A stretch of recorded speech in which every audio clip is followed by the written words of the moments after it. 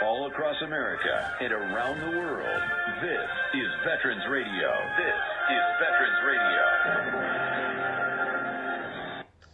Welcome to Veterans Radio. I am Jim Fausone. I'm the officer of the deck today. We've got some great programs for you. I think you'll find very interesting. We always want to remind you, you can find more about Veterans Radio at its Facebook site or by going to veteransradio.net, where we're on the web 24/7. You can find a lot of our podcasts there as well. We post new ones every Tuesday, so you can get a new story, a new interview, something you didn't know before by going to veteransradio.net. And before we get started, we want to thank our sponsors. First up, we want to thank National Veteran Business Development Council, nvbdc.org. It was established to certify both service-disabled and veteran-owned businesses. You'll find out how they can help your business by going to nvbdc.org.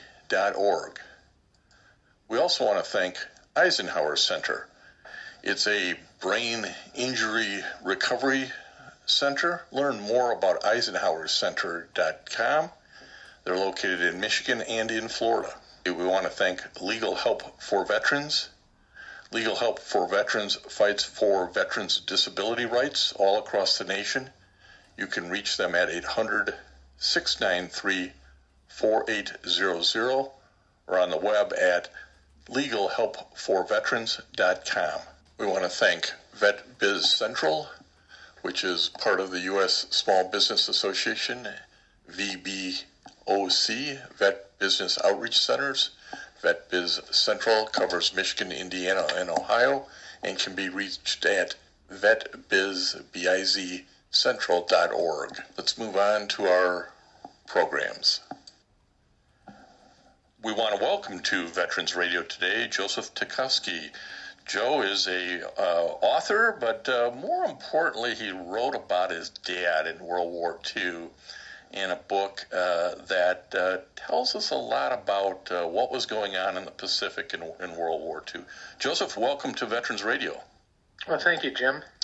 So the book 40 Thieves on Saipan is sort of a little bit of family story, a little bit about more about the Marine family, and a little bit about what's going on in the Pacific in World War II.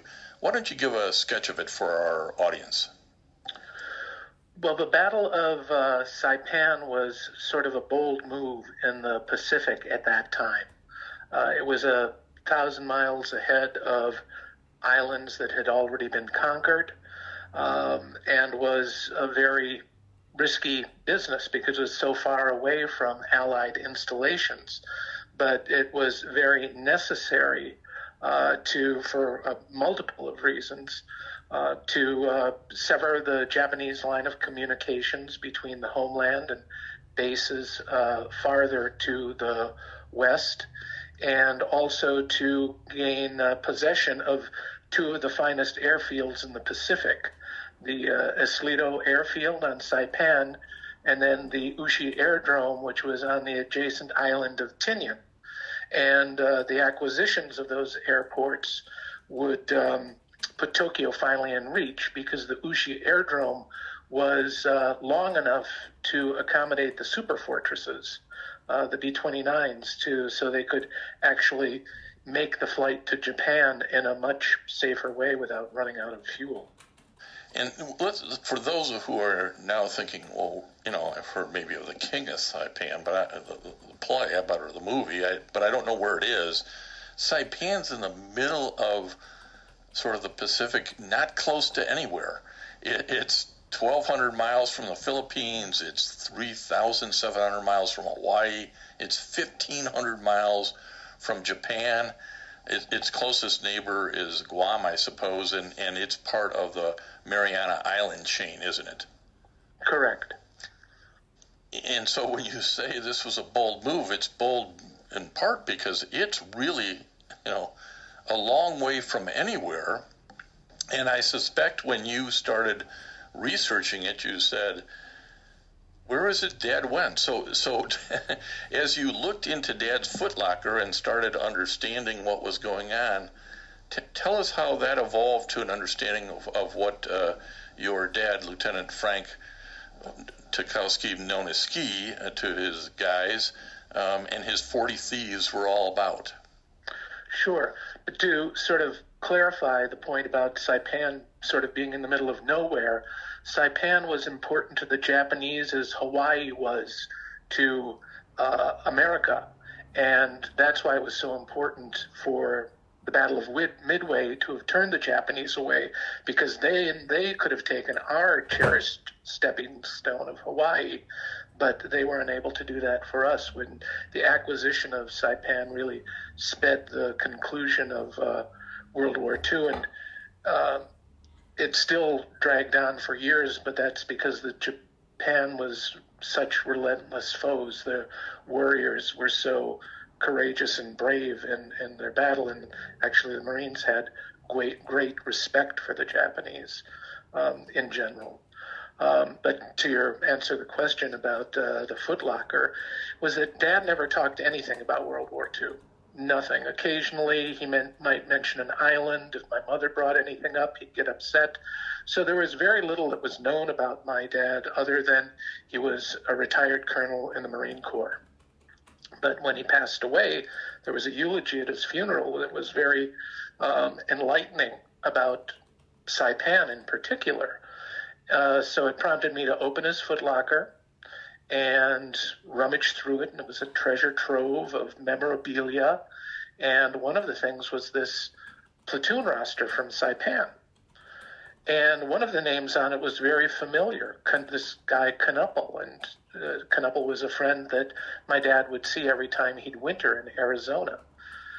But every time Bill would try to bring up the war to Dad, and if I was in earshot, my dad would just say, "Those days are over," and Bill would kind of tacitly comply. I thought it was kind of odd at the time, but then on the platoon roster, I noticed that he was sergeant to my father's lieutenant. And it then struck me as very odd that even in their 80s, they had this tacit relationship of sergeant to lieutenant. And that's why Bill complied. But so after talking to Bill, who, unlike my dad, didn't hide the fact of he fought in the Pacific. He was very willing to talk about the men with whom he served, and Don Evans and Martin Dyer and the push into the valley and the pig roast and all of these other things that the platoon participated in.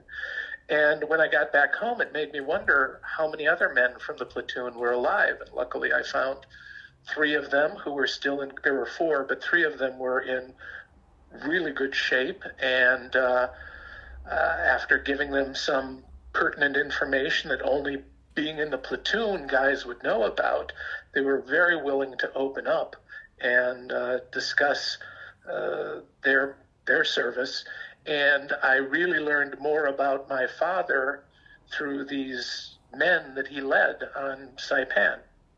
And this was, as I say, this was sort of a family story, but a Marine story, because on Saipan, I think I read somewhere something like 8,000 Marines hit the beaches in Saipan to try to take this island, which was so important because of the airfield, but it also had civilians, and you had to get in behind enemy lines a little bit here, and that's where your dad's unit, this Marine Scout Sniper, really got involved. Tell us a little bit about that. Correct. This was, as opposed to prior islands, where they were just retaking old ground that were basically Japanese military bases, Saipan was known as Hirohito's treasure. It had been a part of the Japanese homeland for decades. And there were Japanese there and also a native population that had grown to assimilate to the Japanese culture. And they'd be working behind enemy lines. There were only 2 such platoons, 2 such scout sniper platoons deployed in the Pacific during World War II. One was on Tarawa, but on Tarawa they weren't able to function the way my dad's platoon functioned because it was just a 3-day bloodbath. 72 hours in a place the size of Central Park, and 5,000 Japanese died and 5,000 Marines were either killed or wounded in that 72-hour span.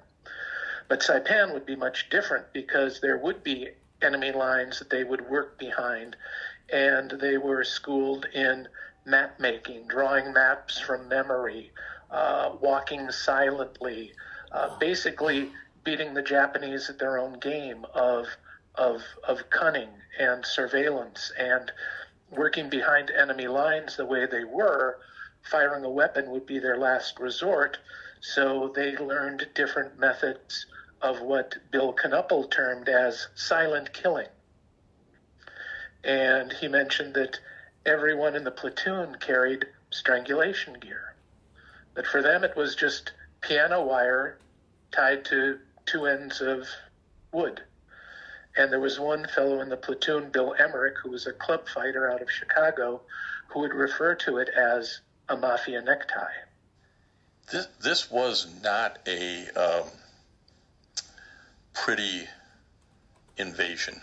This was a really bloody invasion, and it impacted your father's platoon, but all of the Marines.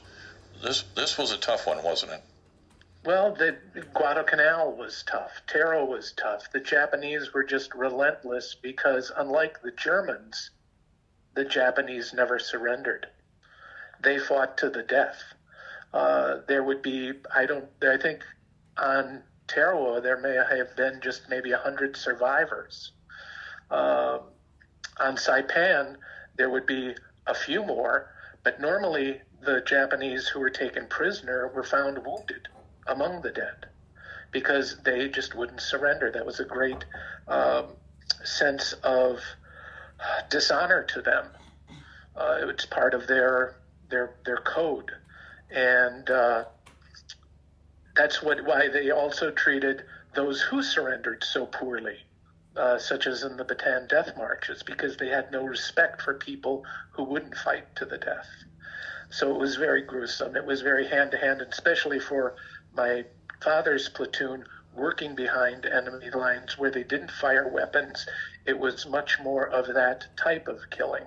All of the men that I spoke with had nightmares and still continue to have nightmares even into their 80s and 90s. They'd always be the same, and it would be very, and I'm thankful for the men for sharing it to me, because telling me their nightmares would actually cause them to have them again. Some people might think we're being a little flippant here, but the book title, 40 Thieves on Saipan, the Elite Marine Scout Snipers in one of the World War II's bloodiest battles, the reference to 40 Thieves is not being flippant. Explain why that's in your title. Well, one of the first things that I did when my dad passed away was I did an online search for his name and the word Saipan, and up popped this Marine Corps website with an article from the December 1944 issue of Leatherneck magazine entitled Tachovsky's Terrors. And it was an article about his platoon on Saipan, and beneath it, a fellow wrote, "This was my father's platoon during World War II." His father was Warren Tipton, and the fellow who posted this was Chris Tipton, his son. And my father said, everything in this article is true, except they were never known as the Terrors. They were known as Ski's 40 Thieves. Ski was my dad's nickname. And to give you a better, brush stroke of it is, in general, Marines of World War II were all notorious thieves. They were the poorest equipped branch of service. In fact, when they went into Guadalcanal, they went in wearing uniforms, being issued weapons and rations that were leftovers from World War I. So to better their odds against the Japanese, they were always stealing from the Army and stealing from the Navy, the better equipped branches of service. One of the fellows in the platoon, Don Evans, writes home to his parents about the lovely new carbine he just stole from an Army guy that he traded to a sailor for something else. But obviously, my father's platoon really excelled at the craft of thievery, that the Marines in the 6th Regiment referred to them as the 40 Thieves. Well, if you're going to do something, do it right? Oh, yeah. Do it big. There's an episode where they stole while they were training on Hawaii, where they stole a pig from a farmer so they could have a barbecue on the beach at sunset. There was another episode that took a while to figure out, because Bill Knuppel mentioned that one of the guys from his outfit had written a book. And I thought, oh, who doesn't write a book? It's like, if you're in L.A., who hasn't written a screenplay? But the fellow happened to be Leon Uris, and the book was Battle Cry. And Battle Cry is Uris's sort of fictionalized version, where everybody's name was changed to protect the innocent. But in this case, it was most likely to protect the guilty. And in it, he writes about this notorious band of thieves in the 6th Marine Regiment. And in one episode, of course, it's all different. The names are changed. It's not a platoon. It's maybe a company and all of these other things. But I would ask Bill about not talking about Uris's book. I'd say, was there ever a time when you guys stole this or that? And one of the things that was mentioned prominently was when they stole an Army captain's Jeep in the book. And I'd ask Knuppel, and he'd look at me and kind of deny it. So I went around and asked all of the other 3 fellows, and they'd look at me like, how did you know about that? And finally, the last fellow in Georgia, I asked him, did you ever steal did I say an Army colonel's Jeep? Is that what I said first? Captain, but yeah. An Army captain. Yeah. Well, I said, do you ever steal an Army captain's Jeep? And he said, no. And I was completely deflated by it. Then he said, no, it was an Army colonel's Jeep. And we beat the hell out of that thing. Yeah, it's the sort of story where you go, it's just a matter of who cracks first and admits this actually happened. So, well, and then when I go around to the other guys and said, okay, Smots fessed up to it, who did it? Who stole the Jeep? And no one wanted to rat anybody out, even at 80-some years old. They weren't going to welch on a buddy until I think Marvin Strombo told me that Walter Borowski did it. And these are all, at the time, 19-year-old to 20-year-old guys, kids, really. Oh, yeah. But let me go back to a statement you made, because you said, well, of course he's got a book in him. Everybody's got, in L.A.'s got a screenplay in him. What in the world, Joseph, did you think, hey, I can write 40 Thieves on Saipan. I've got a book in me. Talk to us about that whole process, because it's pretty daunting. Sure. Well, writing was always one of my focal points as in school, in high school and college as well. I graduated with degrees in English literature and theater arts, which pretty well qualifies you for a life in the hospitality trade. So after, failing a few years out in Los Angeles, I decided I wanted to feed myself well. So I started working in restaurants and consulting restaurants, became quite successful at that. But in the back of my mind, I kept on remembering something that Ed Sullivan once said, how on reruns of old Ed Sullivan shows, one never knows when their personal lightning is going to strike. And this was probably it.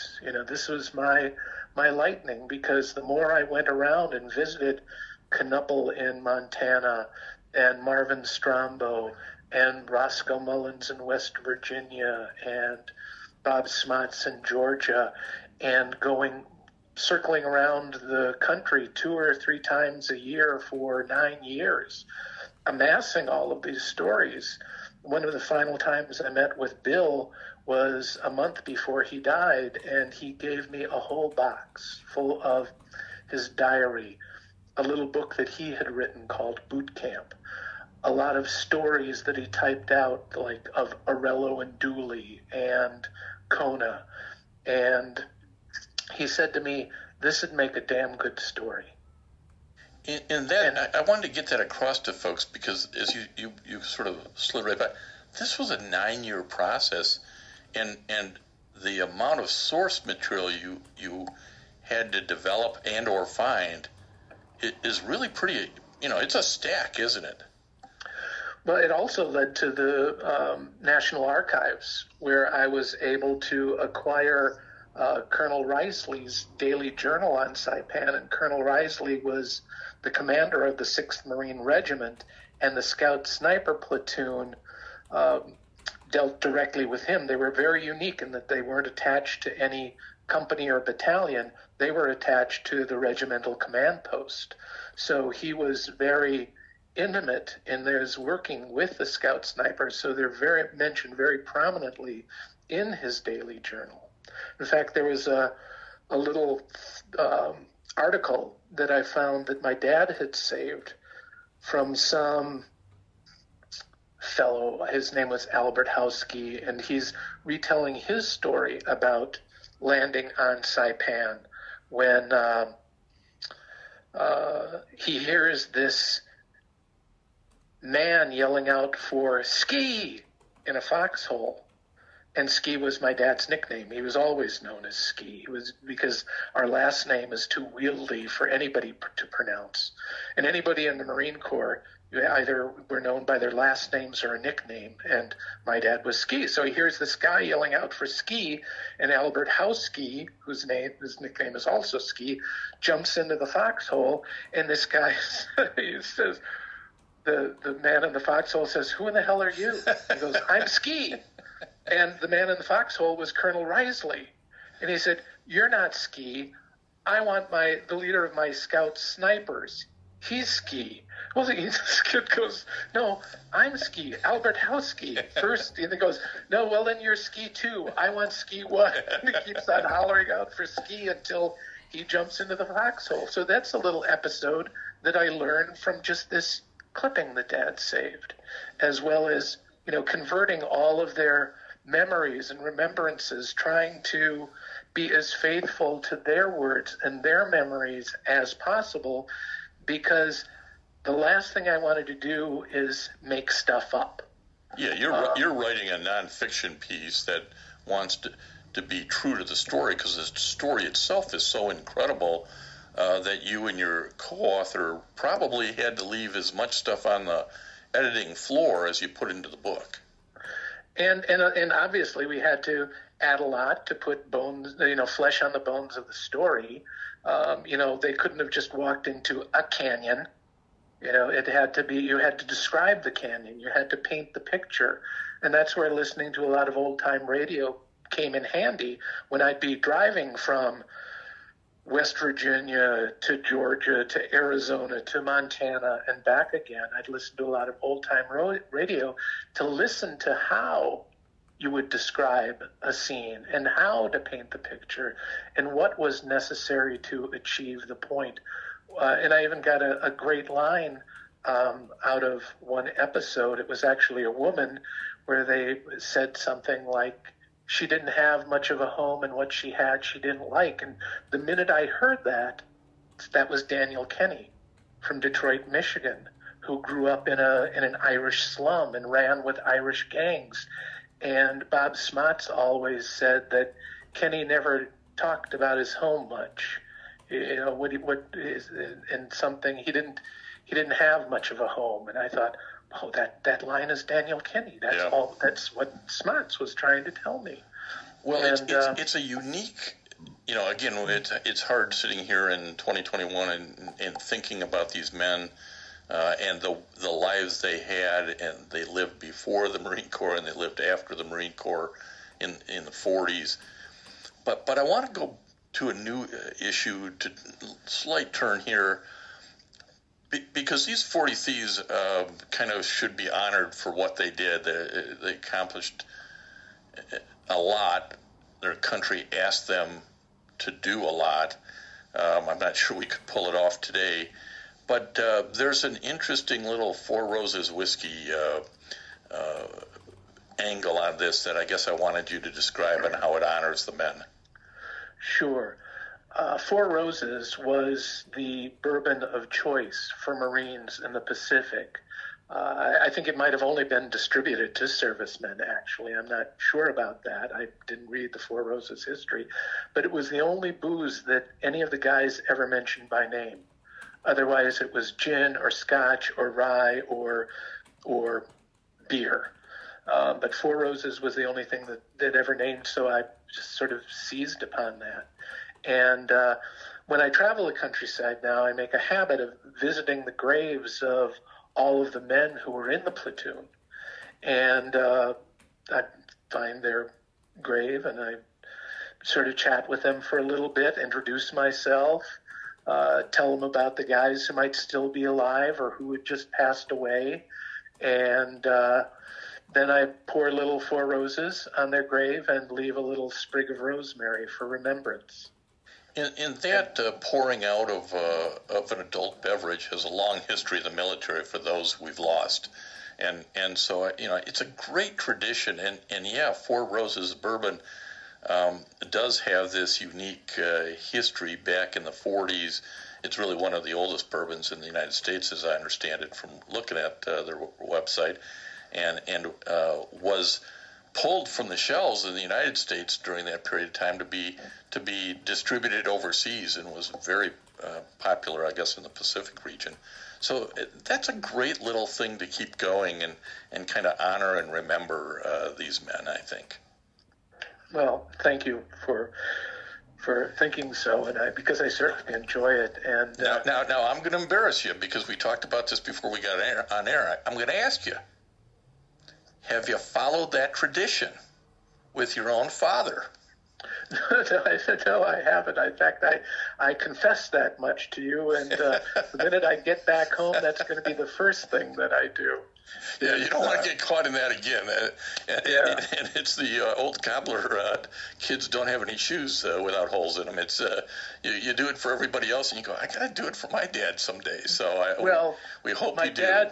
Knowing my dad, he would want me to do it with all of his men first, and then him. There you go. Excellent. So, well, we want to thank you, Joseph Tachovsky, for spending some time again with Veterans Radio to talk about 40 Thieves on Saipan, the elite Marine Scout snipers, in one of the World War II's bloodiest battles. It's a powerful insight into what otherwise would be a little-known battle, because, again, most of us wouldn't be able to find Saipan on a map, and I suspect most of these Marines couldn't either. And continue to tell this story, Joe, and honor these men. I think you're doing them a great service. Well, thank you so much, Jim. I appreciate the time today. And I want to thank everybody for listening to Veterans Radio today. I am Jim Fausone. It's been a pleasure to be your host. I'm a veterans disability lawyer at Legal Help for Veterans, and you can reach us at 800-693-4800 or legalhelpforveterans.com on the web. You can follow Veterans Radio on Facebook and listen to its podcasts and internet radio shows by going to veteransradio.net. And until next time, you are dismissed.